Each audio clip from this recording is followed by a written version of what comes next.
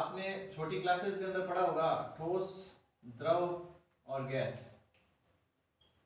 ये तीन टर्म होती है, ठोस, द्रव और गैस। ठीक है, ठोस ठोस क्यों होते हैं, द्रव द्रव क्यों होते हैं और गैस गैस क्यों होते हैं। तो ठोस ठोस इसलिए होते हैं क्योंकि इनके अणुओं के मध्य अंतर आणविक आकर्षण बल कैसा होता है, प्रबल होता है। गैस और द्रव की हम बात करें तो जो द्रव होता है उस द्रव के अंदर अणुओं के मध्य अंतर आणविक आकर्षण बल ठोसों की तुलना में कम होता है। और गैस की बात करें हम तो जो गैस होती है उस गैस के अणुओं के मध्य अंतर आणविक आकर्षण बल बिल्कुल ही नगण्य होता है, न के बराबर होता है। ये तो हमने बात करी तीन टर्म के बारे में, ठोस, द्रव और गैस। इस 12th क्लास में हम पढ़ने वाले हैं ठोस अवस्था, जो ठोसों की अवस्था है वह, उसके बारे में। ये कितने प्रकार की होती है, इसके अंदर कौन कौन से टॉपिक्स आते हैं, उसका हम यहाँ पर अध्ययन करेंगे। अभी हम बात करते हैं ठोस की परिभाषा। जो ठोस कहते किसे हैं, सबसे पहले तो ठोस कहते किसे हैं, तो हम क्या कहेंगे, वे पदार्थ, क्या कहेंगे, वे पदार्थ जिनके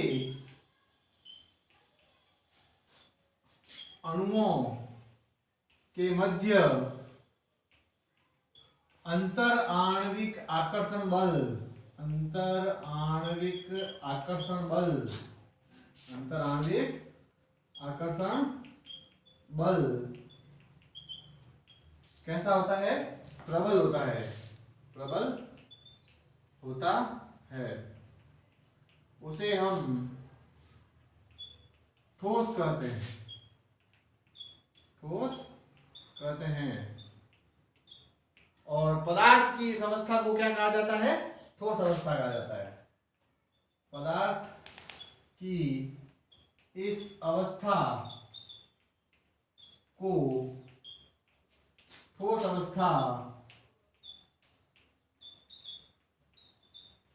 कहते हैं। ठीक है बच्चों, अब यदि हम इसकी एक और डेफिनेशन की बात करें, जो कि दूसरी डेफिनेशन है, अथवा करके हम लिख सकते हैं इसकी डेफिनेशन कि वह अवस्था, या हम यहां लिखेंगे पदार्थ की वह अवस्था, पदार्थ की वह अवस्था जिसका गलनांक, जिसका गलनांक, जिसका गलनांक वायुमंडलीय दाब पर, वायुमंडलीय दाब पर कमरे के ताप से उच्च हो, कमरे के ताप से उच्च हो, उस अवस्था को हम क्या कहेंगे, ठोस अवस्था कहेंगे। क्या कहेंगे हम, उस अवस्था को हम क्या बोलेंगे, ठोस अवस्था बोलेंगे। अब जो ठोस अवस्था है उस ठोसों के कुछ गुणधर्म होते हैं जो कि आप जानते हैं। पहला गुणधर्म हम बात करें तो इनके अणुओं के मध्य अंतर आणविक आकर्षण बल प्रबल होता है। दूसरा हम बात करें इनका आकार, आयतन और द्रव्यमान तीनों ही निश्चित होते हैं। इसके बाद में नेक्स्ट इसका जो गुण देखें हम तो वो होता है कि ये असंपीड्य प्रकृति के होते हैं। अब संपीड्य और असंपीड्य दो नाम शब्द आए हमारे पास में, इन दो शब्दों के बारे में हम समझें तो संपीड्यता और असंपीड्यता कहते किसे हैं। तो संपीड्यता जो है मुख्यतः गुण किसका होता है, आपने पढ़ रखा है छोटी क्लासों में, किसका होता है, गैसों का होता है। कंप्रेसिबिलिटी, कंप्रेसिबिलिटी मतलब उसको कितना कंप्रेस कर सकते हैं हम। ठीक है, तो ठोसों के ऊपर यदि हम दाब लगाएं तो दाब लगाने पर क्या होगा, ठोस भंगुर प्रकृति के होते हैं, इनके अणुओं के मध्य अंतर आणविक आकर्षण बल प्रबल होता है। जब इनके ऊपर चोट मारी जाएगी तो ये अणु एक दूसरे के ऊपर क्या हो जाएंगे, फिसल जाएंगे, और फिसलने की वजह से ये अणु क्या हो जाते हैं, टूट जाते हैं, ये अवस्था टूट जाती है। इसलिए ये क्या नहीं होते हैं, असंपीड्य प्रकृति के नहीं होते हैं, अर्थात ये असंपीड्य होते हैं। ठीक है, अब हम बात करें ठोसों के घनत्व के बारे में। तो जो ठोस होते हैं, इन ठोसों के जो घनत्व होते हैं वे घनत्व द्रव और गैस दोनों से कैसे होते हैं, उच्च होते हैं। अब हम बात करते हैं जो है ठोसों के प्रकार, उनके अंदर आणविक बलों के आधार पर। ठीक है, इसकी एक सारणी है जो कि हम बना करके उसको बलों के आधार पर ठोसों का वर्गीकरण। ठोस जो है बलों के आधार पर कितने प्रकार के होते हैं, तो आप देखिए मुख्यतः 4 प्रकार के ठोस जो होते हैं वो बलों के आधार पर होते हैं, इनका वर्गीकरण किया जा सकता है। इसमें पहला है आणविक ठोस। इस आणविक ठोस के 3 हिस्से होते हैं, 3 भाग होते हैं। ए है अध्रुवीय ठोस, बी है ध्रुवीय ठोस और सी है H बॉन्ड युक्त ध्रुवीय आणविक ठोस। दूसरा लेते हैं हम आयनिक ठोस, और तीसरा लेते हैं धात्विक ठोस, और चौथा ले रहे हैं हम सबसे क्या, नेटवर्क ठोस। ठीक है, अब हम बात करते हैं इनके अवयवी कणों की। इनके अवयवी कण कौन कौन से होते हैं, या किन किन अवयवी कणों से मिलकर ये बने होते हैं। तो आप देखिए आणविक ठोस के अंदर जो है ये किससे मिलकर बना होगा, अणु से, जैसे कि इसके नाम से पता चल रहा है आणविक।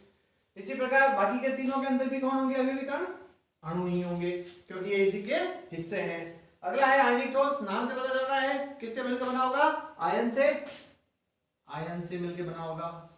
फिर बात करते हैं हम तीसरी धात्विक ठोस के बारे में। ये जो धात्विक ठोस होते हैं ये धातु आयन से मिलकर बने होते हैं। किन से मिलकर बने होते हैं, धातु आयन से, अर्थात इनके अंदर अवयवी कण कौन होंगे, धातु आयन होंगे। कौन होंगे, और अंत में हम बात करते हैं सहसंयोजक नेटवर्क ठोस के बारे में। तो सहसंयोजक नेटवर्क ठोस जो होते हैं वे परमाणुओं से मिलकर बने होते हैं, अर्थात उनके अंदर जो अवयवी कण होते हैं वे कौन होते हैं, परमाणु होते हैं।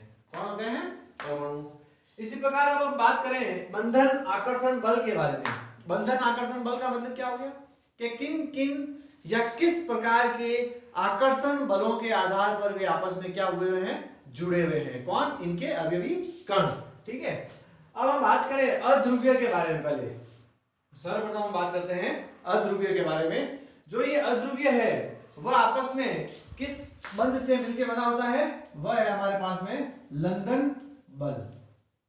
कौन सा बल, लंदन फोर्स। इसको क्या बोलते हैं, लंदन फोर्स, या इसको क्या बोलेंगे, लंदन वांडरवाल बल।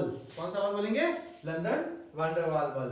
ठीक है, इसी प्रकार ध्रुवीय के बारे में बात करें हम, तो ध्रुवीय जो है वह द्विध्रुव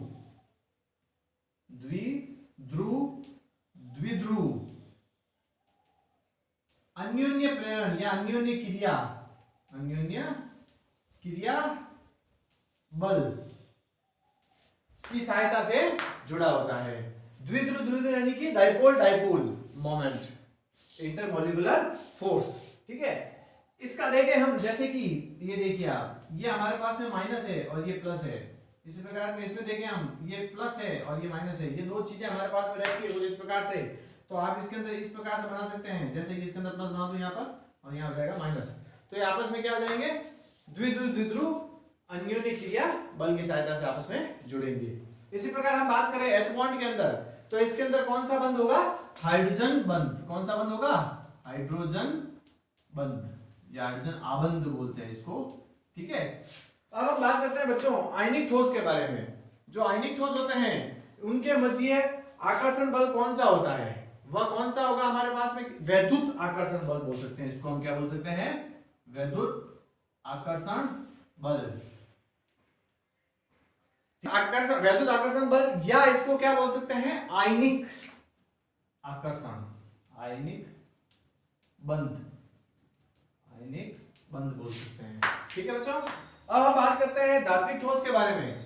जो ये धात्विक ठोस होते हैं इनके मध्य जो है अंतराण्विक आकर्षण बल किस प्रकार का होता है, वो देखिए। धातु आयन के मध्य जो है आकर्षण बल कैसा होगा, धात्विक बंध होगा। कैसा बंध होगा, धात्विक बंध। इस धात्विक बंध के अंदर एक विशिष्ट बात यदि हम जाने, तो इसके अंदर एक इलेक्ट्रॉनों का समुद्र के समान संरचना बनती है। वो कैसे बनती है, वो आप देखिए। यदि मैं एक धातु लूं, एक इलेक्ट्रॉन लें, ठीक है, एक धातु एक इलेक्ट्रॉन, इसी प्रकार से एक इलेक्ट्रॉन एक धातु, एक इलेक्ट्रॉन एक धातु,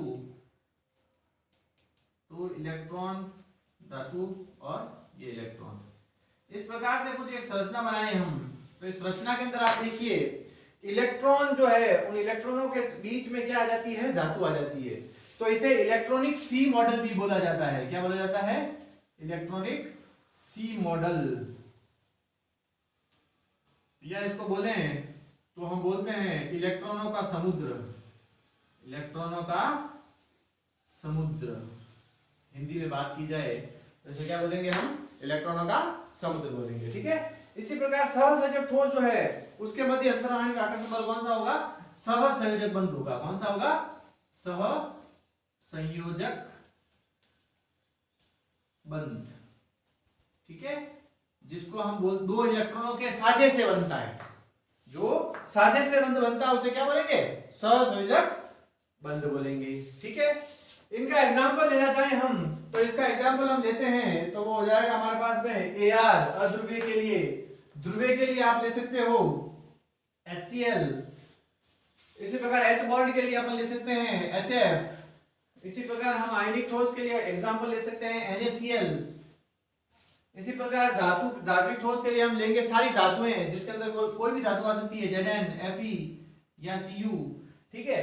और सहसंयोजक ठोस के अंदर हम एग्जांपल ले लेंगे हीरा और ग्रेफाइट, ठीक है, हीरा और ग्रेफाइट, ठीक है बच्चों। अब आप इसके बारे में थोड़ा सा जाने कि सहसंयोजक ठोस को नेटवर्क ठोस क्यों कहते हैं।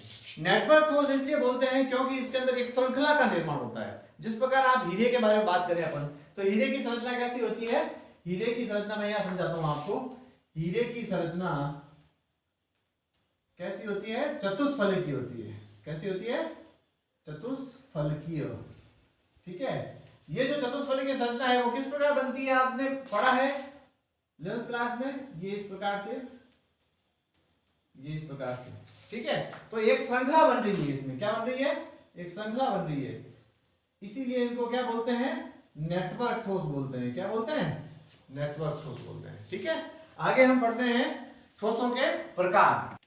अब बात करते हैं बच्चों ज्यामिति के आधार पर ठोस। ज्यामिति के आधार पर ठोस कितने प्रकार के होते हैं, वे होते हैं मुख्यतः 2 प्रकार के। पहला है हमारे पास में क्रिस्टलीय ठोस, क्रिस्टलीय ठोस, ठीक है। और दूसरा है हमारे पास में अक्रिस्टलीय ठोस। कौन सा ठोस, अक्रिस्टलीय ठोस, ठीक है। अब हम इसको पारिभाषिक तौर पर पढ़ना चाहें या इनकी परिभाषा क्या है तो हम लिखते हैं इसमें, देखिए क्रिस्टलीय ठोस किसे कहते हैं, तो हम क्या कहेंगे, वे ठोस, क्या बोलेंगे, वे ठोस जिनके अवयवी कणों, अवयवी कण कौन कौन से हो सकते हैं हमारे पास में, अणु, आयन और क्या हो सकते हैं, परमाणु। क्या बोलेंगे हम, वे ठोस जिनके अवयवी कणों की त्रिविम, त्रिविम यानी कि 3D में निश्चित ज्यामिति, निश्चित ज्यामिति होती है, उसे क्या कह सकते हैं हम, क्रिस्टलीय ठोस कह सकते हैं। क्या कहेंगे हम, क्रिस्टलीय ठोस कहेंगे, क्रिस्टलीय ठोस कहते हैं। इसका यदि हम एग्जांपल लेना चाहें, उदाहरण, तो हम ले सकते हैं NaCl का, ठीक है, सोडियम क्लोराइड। तो देखो निश्चित ज्यामिति, निश्चित ज्यामिति से क्या अभिप्राय है या निश्चित ज्यामिति कैसी हो सकती है, तो देखिए आप, जैसे कि ये एक Na है, इसके बाद Cl लेता हूं, एक Na, एक Cl, या Cl, या Na प्लस, या Cl minus, Na plus, Cl minus, Na plus और Cl minus, Cl minus, Na plus, Cl minus और Na प्लस।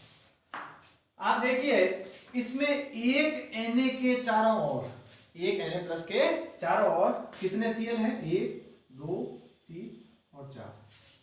इसी प्रकार यदि मैं बात करूं Cl के बारे में, तो एक Cl के चारों ओर आप देखिए कितने Na हैं, 1 2 3 और ये 4। तो इन अणुओं की ज्यामिति कैसी हो गई, एकदम निश्चित ज्यामिति हो गई।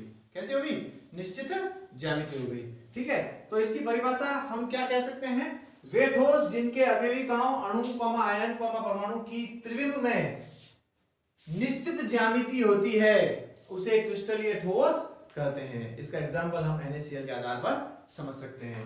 दूसरा हम लेते हैं इसके अंदर अक्रिस्टलीय ठोस। तो देखो हम अक्रिस्टलीय ठोस की बात करें तो इसकी परिभाषा यहां लिखते हैं हम, अक्रिस्टलीय ठोस, अक्रिस्टलीय ठोस।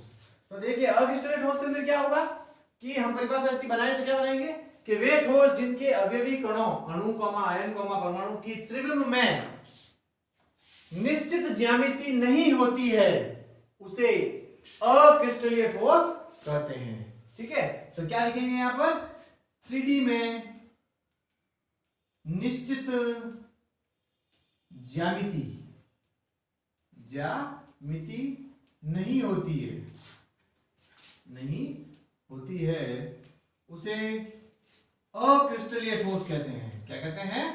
उसे अक्रिस्टलीय ठोस कहते हैं। उसे क्या कहते हैं? अक्रिस्टलीय ठोस कहते हैं। ठीक है, इसका यदि हम एग्जांपल लेना चाहें, उदाहरण, तो उदाहरण देखें आप, हम ले सकते हैं यहां पर रबर, कांच, प्लास्टिक। ठीक है, जैसे इसके एक डायग्राम की सहायता से समझे हम, तो कुछ इस प्रकार से डायग्राम बना सकते हैं हम इसका।